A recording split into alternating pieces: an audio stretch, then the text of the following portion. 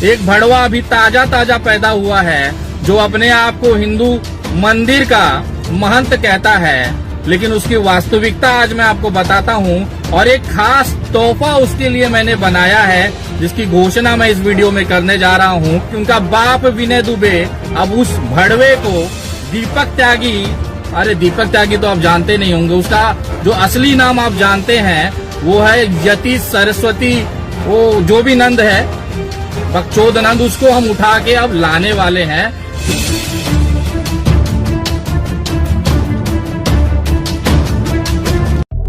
नमस्कार दोस्तों, मैं विनय दुबे मुंबई से।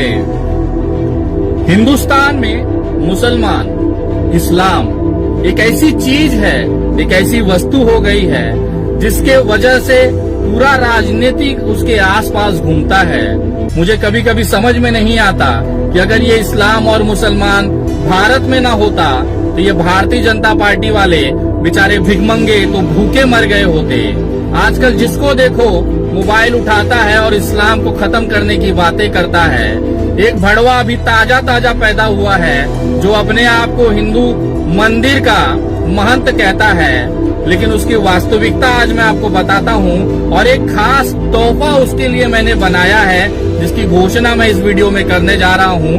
तो कृपया पूरी वीडियो जरूर देखें और उन भड़वों तक, खास तौर पे गाजियाबाद के उन भड़वों तक जरूर पहुंचाएं, क्योंकि उनका बाप विनय दुबे अब उस भड़वे को दीपक त्यागी, अरे दीपक त्यागी तो आप जानते नहीं होंगे, उसका जो असली नाम आप जानते हैं वो है यतीश सरस्वती, वो जो भी नंद है बकचोद नंद, उसको हम उठा के अब लाने वाले हैं, क्योंकि आज उसको एक तोहफा मैंने भेजा है।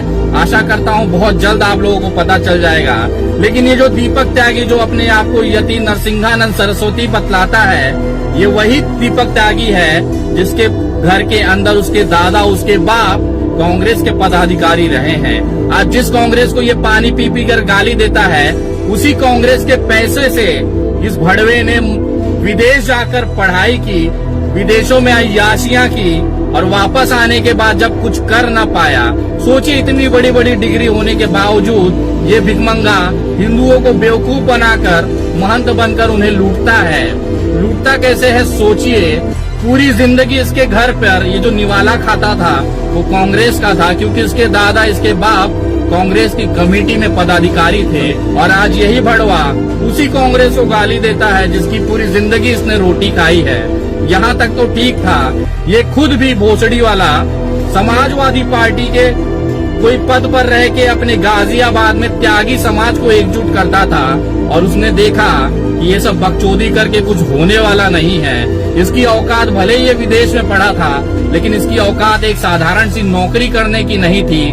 तो इसे समझ में आया कि देश में अब हिंदुत्व का नारा चल रहा है, तो चलिए हिंदुओं को ही बेवकूफ बनाया जाए। अगर कोई कुत्ता सड़क पर, खुजली वाला कोई कुत्ता, सड़ा हुआ कोई कुत्ता मुसलमान की तरफ मुंह करके भौंक भी दे, तो ये जो भारतीय जनता पार्टी के अंधभक्त हैं और सो कॉल्ड अपने आप को हिंदू के ठेकेदार समझते हैं, ये उस कुत्ते को अपना बाप घोषित कर देंगे। उसका डीएम ऑफिस में जाके सर्टिफिकेट बना लेंगे कि ये जो कुत्ता है इसने मुसलमान को भौंका है, आज से यही मेरा बाप है। ये ले जाके अपनी माँ से मिला देंगे कि मम्मा ये देखो हमारे नए बाप आए हैं, इसका स्वागत किया जाए।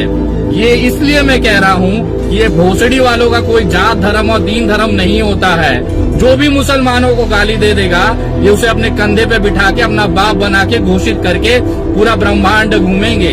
आज से कुछ दिन पहले दिल्ली दंगा कराने वाले कपिल मिश्रा इनके बाप हुआ करते थे। आज ये दीपक त्यागी नाम का नया भड़वा जो आया है वो इनका बाप बन के घूमे पड़ा है। और भोसड़ी के यति नरसिंहानंद सरस्वती, जो भी तेरा नाम है, इतना भोसड़ी वाला नाम है तेरा, समझ में नहीं आता है। तो सुन बेटा, तू इस्लाम खत्म कर देगा। अबे तो गाजियाबाद से तू केवल 4 आज तक कितने मुसलमानों को मारा है बेटा तूने?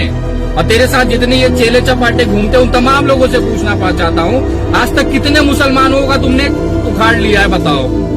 आज तक कितने मुसलमानों का तुमने कितना करा लिया है बताओ? उनका कुछ उखाड़ न पाए और चले हो देश से इस्लाम खत्म करने, विश्व से इस्लाम खत्म करने, उनके जीवन का मकसद हो गया है। ये बकवास सुन के ना कुछ वो हिंदू जो भारतीय जनता पार्टी के तलवे चाटते हैं ना, वो खुश होते होंगे। ये भारत का नागरिक खुश नहीं होता ये चीजों को, क्योंकि बचपन से ये देश की आत्मा जो रही है वो सेक्युलरिज्म रही है, धर्म निरपेक्षता रही है, पंथ निरपेक्षता रही है। यहाँ पे हिंदू, मुस्लिम, सिख, ईसाई सारे लोग एक साथ रहते हैं और भाई भाई हैं। तुम चाहे जितना भोग ले, तुम्हारा हश्र जो है ना वही होने वाला है जो एक पागल कुत्ते का होता है। उसको उठा के पिंजड़े में डालेंगे और वहां तो भोगते रहे दिन भर, कोई दिक्कत नहीं है। और दूसरी सबसे गजब की चीज बताना चाहता हूँ, ये दीपक त्यागी के ऊपर राष्ट्रीय कानून सुरक्षा कानून की मांग हमने माननीय बॉम्बे हाई कोर्ट से की है, मुंबई उच्च न्यायालय से की है और उस पर बहुत जल्द सुनवाई होने वाली है। पूरे देश में इसके ऊपर एफआईआर हुए लेकिन गिरफ्तारी नहीं हो पाती, क्योंकि हम समझ सकते हैं भारतीय जनता पार्टी की नफरत की राजनीति के लिए ये अग्नि का काम कर रहा है, तो भारतीय जनता पार्टी उसे बचाएगी ही। लेकिन संविधान वहां से तू न बच पाएगा बेटा। और तेरे जितने चेले चपाटे हैं ना जो कहते हैं खून की नदियां बहा देंगे, तो हमें अब देखना है तुम्हारी औकात कि कितनी खून की नदियां बहेगी जब इस बाबा को दीपक त्यागी का उनका जो कॉलर पकड़कर घसीटते हुए जेल में डाला जाएगा। हम देखना चाहते हैं कितनी खून की नदियां तुम बहाओगे। तुम्हारी है औकात है, संविधान से बड़े हो तुम, कानून से बड़े हो तुम। और उन तमाम लोगों से पूछना चाहता हूं जो इनको संरक्षण देते हैं कि आपने अपने बाप की बपौती समझ रखा है देश को। ये देश चलेगा संविधान से, किसी के बाप की औकात नहीं है इस यतीनंद भड़वा दीपक त्यागी को जेल में डालने से रोक सके। और अब इसके ऊपर रासुका लगाया जाएगा, वो भी महाराष्ट्र में। हमने याचिका दाखिल की है और हमने आज तक जितनी भी याचिकाएं दाखिल की है वो सारी की सारी सफल रही हैं। बहुत जल्द इस भड़वे को घसीटते हुए महाराष्ट्र लाया जाएगा और इसे धर्म निरपेक्षता का वो मोहब्बत करने का पाठ सिखाया जाएगा। अगर उसके बावजूद भी ये सुधरा नहीं तो ये महाराष्ट्र है, यहाँ पिछवाड़े झाड़ू डाल कर ना मोर बना के नाचाया जाता है, मोर। और अब इस बाबा का नंबर है, ये जो ढोंगी बाबा है ना, ये ठीक वैसा ही है जैसे आसाराम थे और राम रहीम थे। इन्होंने केवल भावनाओं से खेला और अपनी तिजोरियां भरी। इनको लगता है कि हर कोई नागरिक बेवकूफ होगा, इनके चंगुलों में फंस जाएगा, तो हर कोई यहाँ पे क्या नहीं है। तुम बनाते होंगे किसी को, लेकिन अब नहीं बनेगा कोई भी यहाँ पर। तो अब तेरा नंबर आ गया है बेटा। खूबसूरत से जितना दिन खा पी सकता है खा ले, संवैधानिक तरीके से। ना तुझे गाली देंगे, ना तुझे मारेंगे, ना तुझे कुछ ना करेंगे।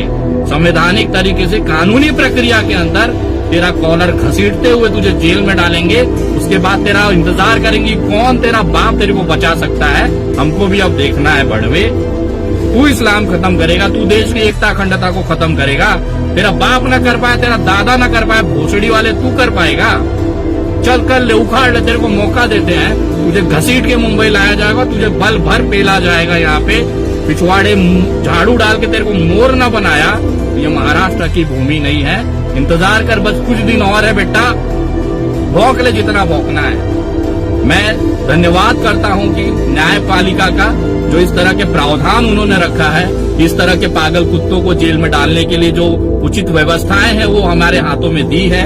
अब उसका हम संवैधानिक तरीके से पालन करेंगे, न इसे कोई धमकी देंगे, न गाली देंगे, न कुछ करेंगे। उन तमाम लोगों का भी मैं विशेष तौर पे निषेध करता हूं जो सर कलम करने की बात करते हैं, इसको गोली मारने की बात करते हैं, इसकी हत्या करने की बात करते हैं। उन तमाम लोगों में और इसमें कोई ज्यादा फर्क नहीं है। वो भी जाहिल है और ये दूसरा जाहिल है। उन तमाम लोगों का निषेध करता हूं। मैं किसी का विशेष की बात नहीं कर रहा हूं, लेकिन न्यायिक प्रक्रिया से अब इसका इलाज किया जाएगा और बहुत जल्द किया जाएगा। और जितने तेरे चेले चपाटे हैं ना, उनकी औकात हमें पता है। और तू भौंक जितना भौंक सकता है बेटा, तेरा टाइम आ गया। जय हिंद, जय महाराष्ट्र।